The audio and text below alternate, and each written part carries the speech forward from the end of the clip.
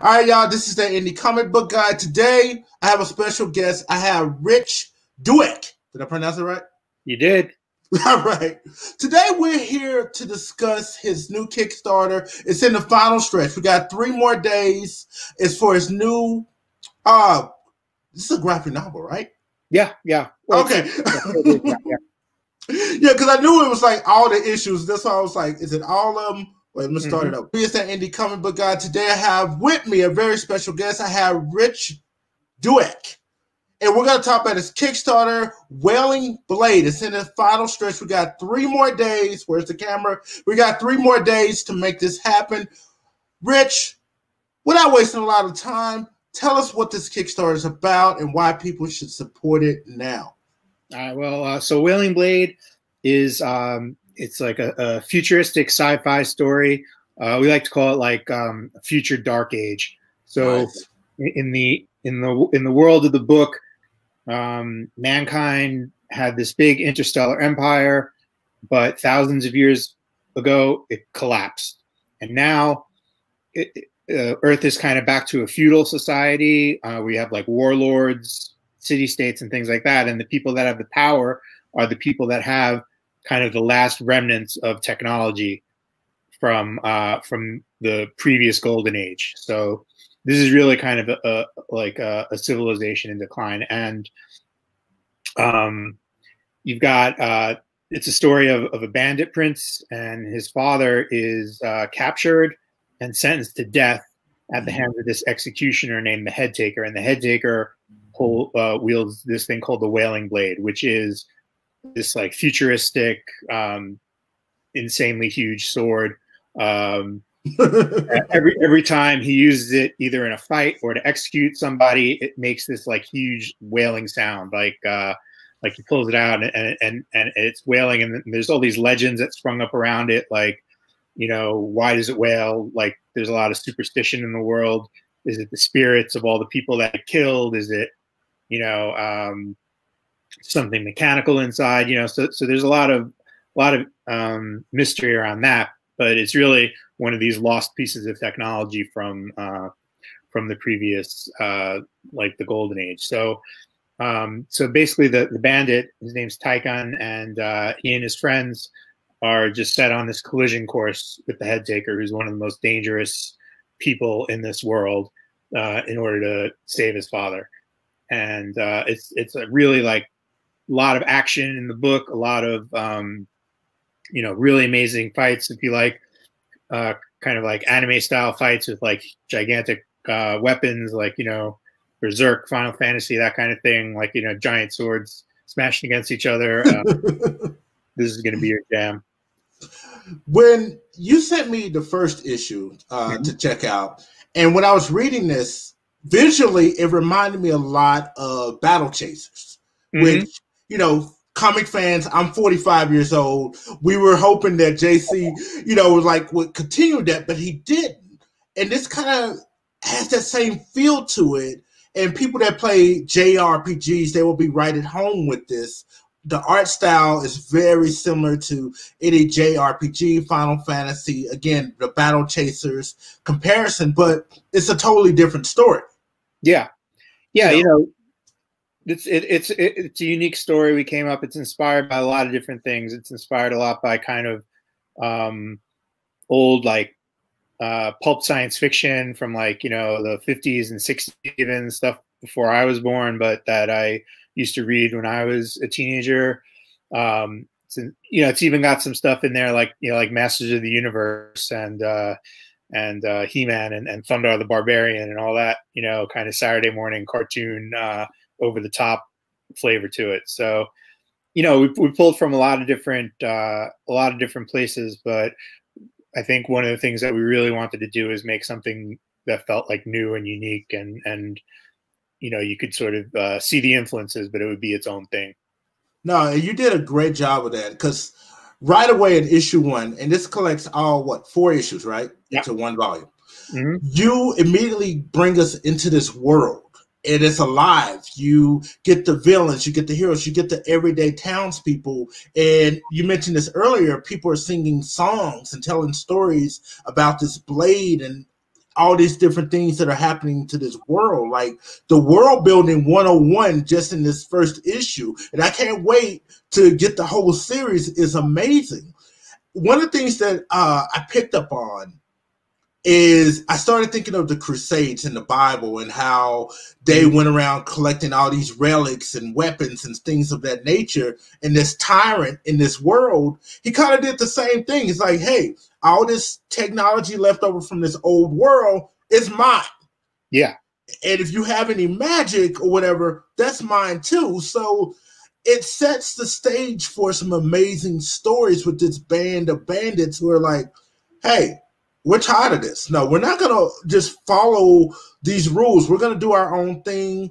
And they're not necessarily out to save the world, which I love. There's no, hey, you're the chosen one. They're just like, we're just trying to survive here. Mm-hmm. Yeah, it's like trying to survive under you know, under an oppressive like regime, you know, where it's like, you know, this guy is tyrant and it's like his word is law, and if you don't like it, you know, come get your head chopped off.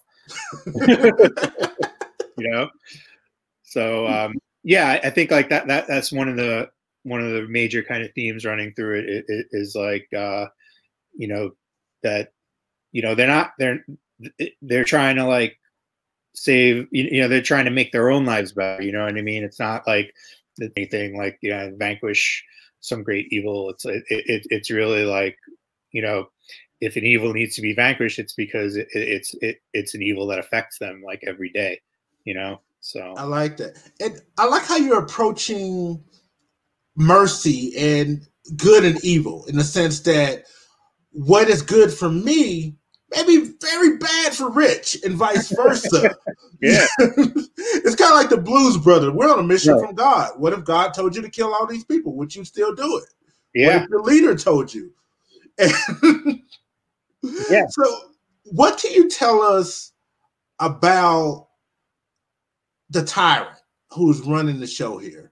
And what is revealed about him or her? Because, like I said, the first issue didn't reveal who the tyrant is. But what can you tell us about this person?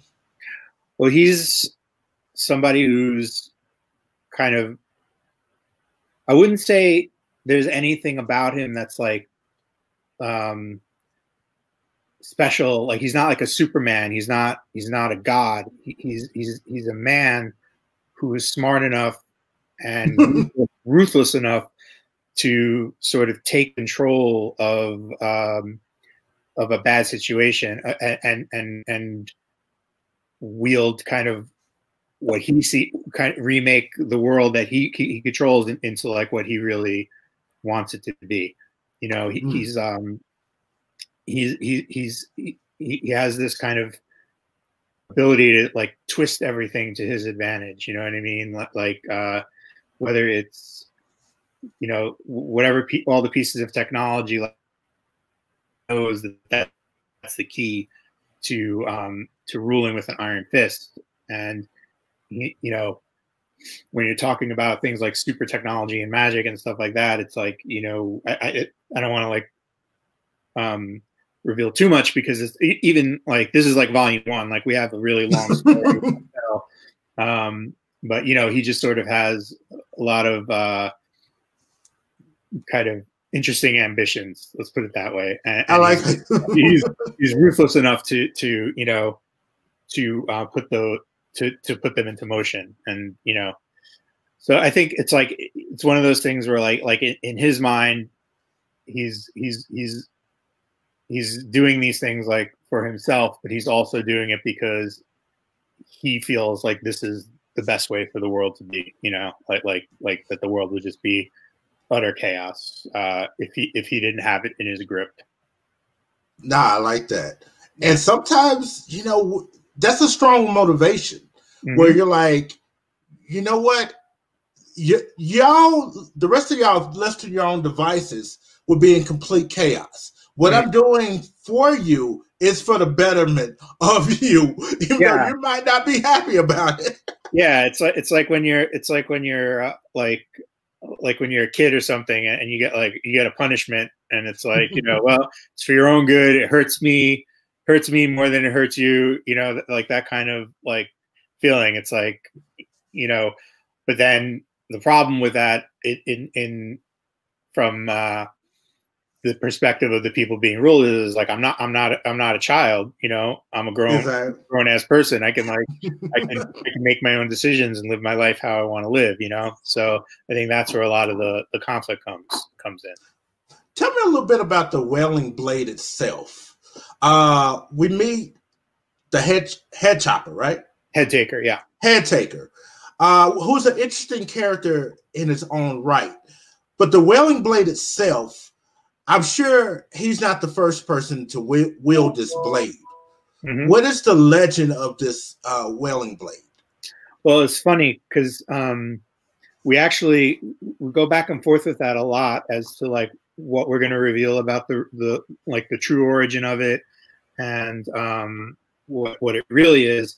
And one of the things we did for this Kickstarter is, you know, we're expanding the book, but we really wanted to give something extra for people who had already bought the issues and know the story. So we're doing a whole section in the back called Legends of the Wailing Blade. Nice. What that is we got a whole bunch of artists and writers that we admire, that we're friends with, a lot of up and coming people in the world of independent comics.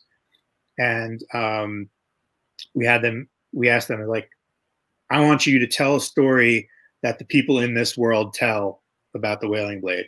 So maybe it's a story somebody tells in a bar. Maybe it's something that one village tells around the campfire.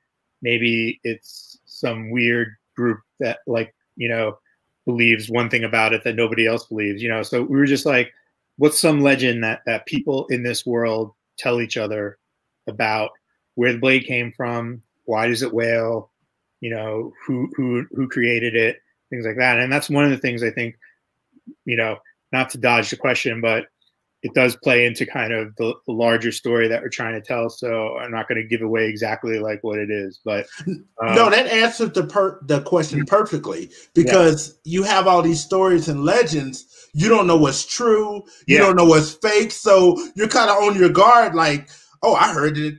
This blade is cursed. If you wield it, you'll die in 5 days. And, you know, all these different things. And it'll make somebody who finds the blade kind of leery about picking it up. Like, is it going to possess me? Am I going to get eaten by a titan? Yeah. You know, I love that. And I love that you put a map of this world in the first issue. Oh, yeah. That was one of the things I loved about, like, reading, like, old books like Lord of the Rings and stuff like that. You know, like you get like old fantasy book or something, and that's like it's either in the front or in the back. You got a map of the whole world, and it's just like kind of gives you just like, I don't know. I always love that feeling. So that's something I wanted to do. So we sat down, learned how to make a map. Like, I'm serious. Like, you know, there's like we didn't use any special software or anything, but there's like, you know, kind of tutorials about how to like make your own map of like your own fantasy world. A lot of people use it.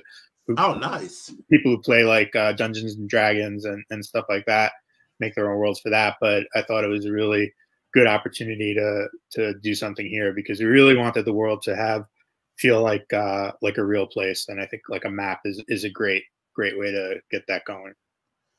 This book excites me because, like I said, I've only read the first issue. I need to back this today so I can get the whole volume. But one thing I've noticed, and I read your Gutter Magic series, you specialize in world building. Yeah, I that's something I do pay a lot of attention to when I'm creating a book, whether, you know, it's oh, I'm sorry, I didn't mean to cut you off. Did I cut you off? No, you're fine. That's something I really pay a lot of attention to when I'm creating a new series, especially when it's like a science fiction or a fantasy series where the rules are not going to be you know, just like reality, you know. So I think there's a couple of things that I really try to keep in mind. Is that, like, I think the reason why the worlds feel like almost like alive and expansive is because I really try to spend a lot of time thinking about what the rules are, you know, like no matter what it's going to be, I sort of have to understand in my head how everything fits together and how it, like, you know, in gutter magic, it's like, well, can magic do this? Can it not do that? How do people become wizards? And all that stuff is stuff that, you know, I might not even necessarily like write a lot of it into the story, but it's like, but I have to know it up here because then everything I write makes sense. And what I try to do is just sort of build everything out around the story. So it's like what I would love you to feel is when you're reading my stuff is it's like, okay, well, we're following this one story, but like if it was like an episode of like Cops or something, and like they're following this guy around with the camera, that you saw somebody in the background, they could just start following that guy, and then he would have another story going on in this world that would make just as much sense. You know what I mean? No, I definitely get that. Yeah. And that's one of the things that attracted me to this story when I was reading it. I was like, wow, like this world building is like you start off right out the gate, and these little things that you mentioned and you put into the story, you know, it's just there. And it's like, oh, okay, I get, you know, what's going on with the story. You don't need an encyclopedia. Like, okay, what are the rules here? yeah. It's like it all got to like kind of. It's almost like putting like a puzzle together or something. You know, like you know, it's like you take a step back and you can see the whole picture. But like if you like zoom in, you see like the little, you know, pieces like fitting together.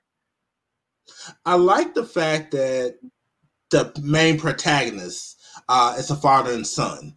I don't want to spoil what happens with the father. Well, what's set up to happen to the father. But what made you go that angle instead of just like, okay, here's the hero. This is his adventure. These are the supporting cast, and leave it at that. What made you take that angle with it? Well, I think like, you know, part of it was that like the story we were telling in Wailing Blade has a lot to do with like, you know, rebellion, you know, and a lot of it is kind of like it's rebellion against the tyrant. But I think that there's another aspect to rebellion in that, you know, like the first thing most of us rebel against like our parents. Yep. And so I think just kind of having rebellion as a theme, like it was interesting to me to kind of tackle it two different ways. So, you know, like contrasting like what it means to like rebel against someone you love versus like someone you hate, you know? So that's deep.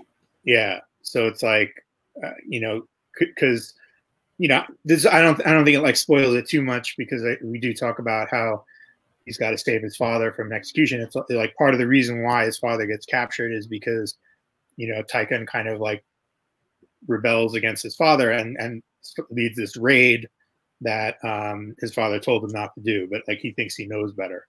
Exactly. And his dad, being the good dad he is, he showed up to save his son. And then, you know, he got captured, but, you know, that's a good dad. You know? Yeah. He's a good guy, you know, and it's like, that's, you know, it's just unfortunate, you know, it's like sometimes like bad things happen to good people. So yeah. And that's one of the things, this story has heart. It has a lot of action. If you're watching this, make no mistake, this story has a lot of action. That sword, the Wailing Blade, does get used. It's not, you ever read sword and sorcery type books where they have all these swords and they never get used?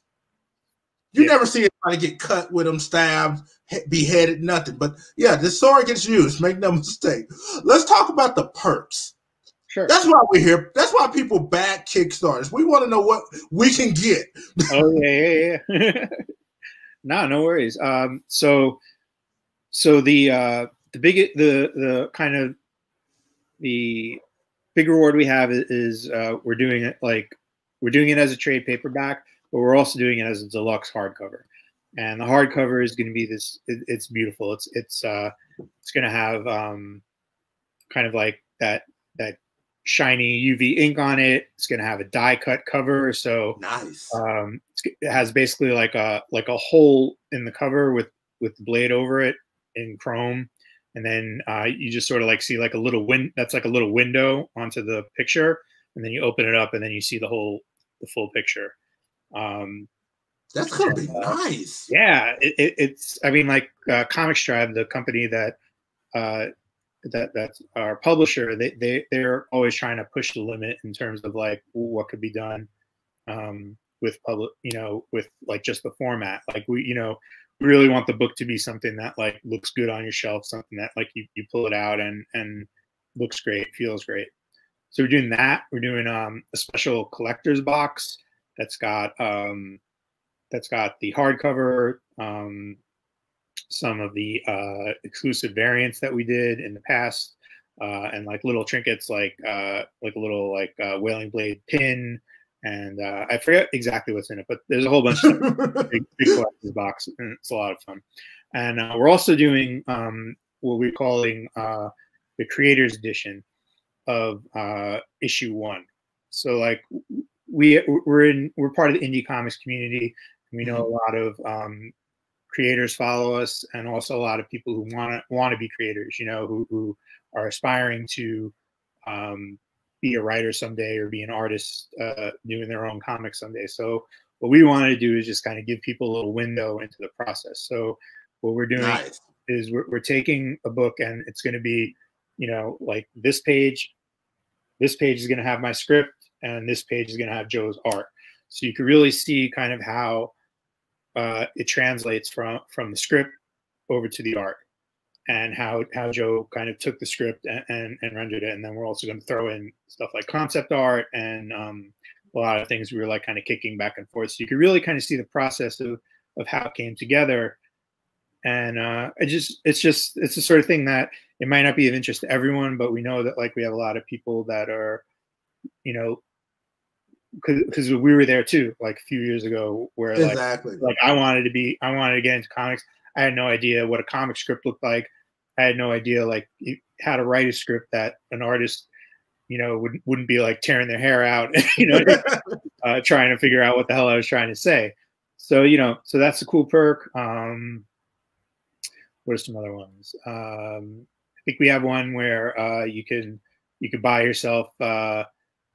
You want to put yourself into a story where like I'll write your execution scene where you get executed by the Baker, and Joe will draw you up as an executioner. So yeah, there's a lot of fun stuff. You can go check it out. They're all on the site. But we also, we know a lot of people like to read in their own way, so we do have options for, if you don't want to do the hardcover, you could just do the soft cover, or you could do a digital version, because we know a lot of people do like to read on screen. So, no, I'm thinking about the execution perk now, because a lot of people would love that. They're like, I get to have my head chopped off in the comic. Yes. Yeah. Well, there's other executioners with different weapons too. So if you have like something you want, like we could work it out.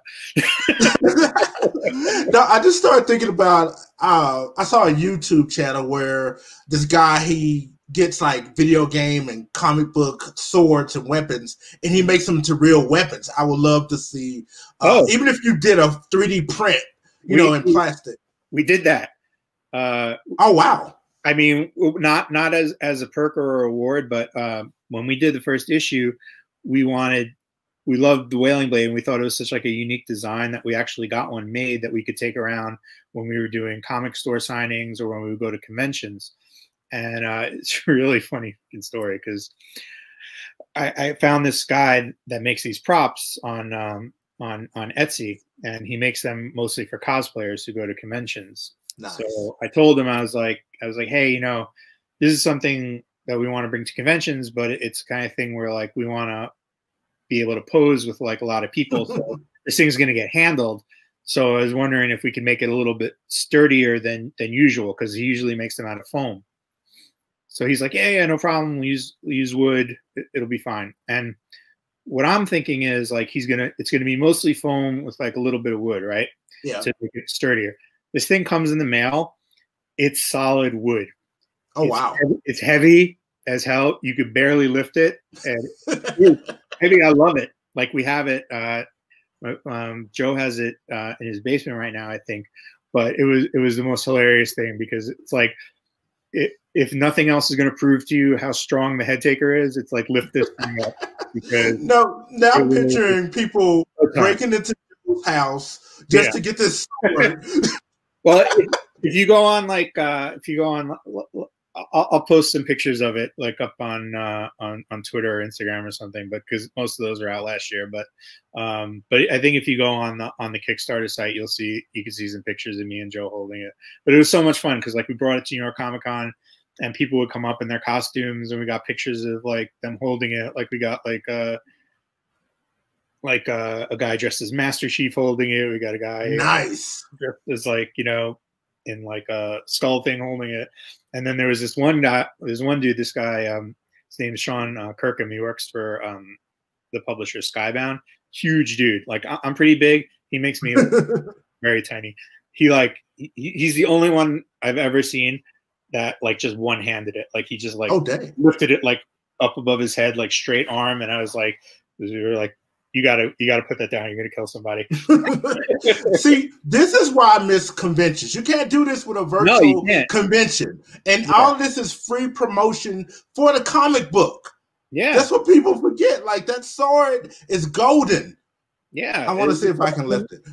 yeah, it's just a fun thing we want to do, and I mean, like when conventions are back and we're going out again, we'll bring it out.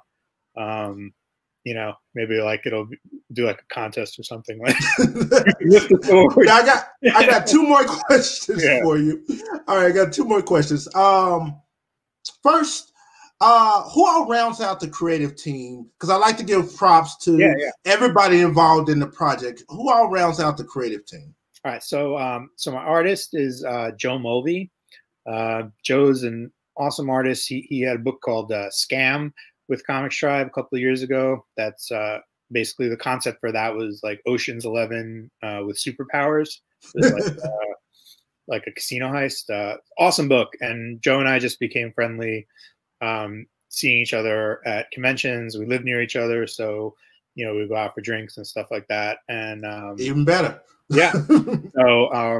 So Joe Mulvey's the artist. For colorist, we have Chris Sotomayor, who's an amazing colorist. He's one of the top people in the game. Like if you think of like a Marvel or DC book that you like, I can guarantee you he's colored at least the cover for it. Like he's all over the place.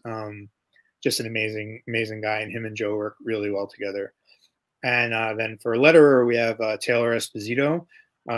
Taylor's another guy, just like a journeyman. Like he's done like hundreds and hundreds of books, both for big companies, small companies, everything in between. He's just like super talented. And yeah, that's the creative team. We also have a whole bunch of, like I said, those stories in the back and pinups. We have one from Michael Avon Emming, who did Powers, the series Powers with Bendis. We have Dave Pappost, who did Spencer and Locke and the OZ. We have just like a whole bunch of people. There's like just like too many to list. You're like, we got it. We got everybody. Yeah. No, we got a lot of great people in there. But I mean, in terms of the book itself, it's me, Joe, Soto, and Taylor. Nice. And I think Comics Tribe doesn't get enough credit for a lot of the books that they've helped develop and release. Like, I think they're very underrated in this industry. Well, yeah, maybe we're like, what's that? This like, we could call ourselves a dark horse, but there's already a Dark Horse Comics. Hey, but they're making better books than Dark Horse is right now. Yeah. Well, we're doing our best. I think it's like comics, like the landscape is changing so much that like, it's like, we're not in it for like a popularity contest. We just want to make the best books we can. And I think Comics just makes amazing books because Tyler James, he's the publisher there, just is like passionate about making comics. He's passionate about Kickstarter. Like, you know, doing a Kickstarter is like a scary thing because, you know, as a creator, it's like, you know, you're going to put all this work into something and you know, you might not make funding. But, you know, Tyler has grown, like he does Comics Tribe, but he also does this other thing called Comics Launch, which is all geared toward how to launch successful comics on Kickstarter. So, you know, there's really nobody better to, you know, I agree. Do a campaign. So, and he even offers some of his classes and things like that. Of, you know, he's like, hey, come in, it's free, not charging you nothing. Just come for the information. If you like it, we can move on from there. And that says a lot about his character. I respect that. Yeah. Okay. So the last question. All right. 30 seconds. Why should people back Wailing Blade? They got 3 days to do it. Why should they go on Kickstarter right now? I'm going to put the link in the description. Why should they click this link right now? Look, there's a lot of comics out there, but if you like action, you like stories that have heart, you like stories that are about something, you have stories that if you like stories that you're going to have a good time reading them, you're going to want to back Wailing Blade, because Wailing Blade is one of those stories. We put a whole lot of ourselves into this. We, you know, I've written a lot of books, but there's only one book that I actually got a tattoo of on my skin. Oops, sorry. There we go. Oh, nice. Yeah. And that's because this book means a lot to me. You know, it means a lot to me. And I think that's going to come across when you read it. It's, you know, they always say, make the comics that you want to see. This is the comic that I want to see. And I hope you do too.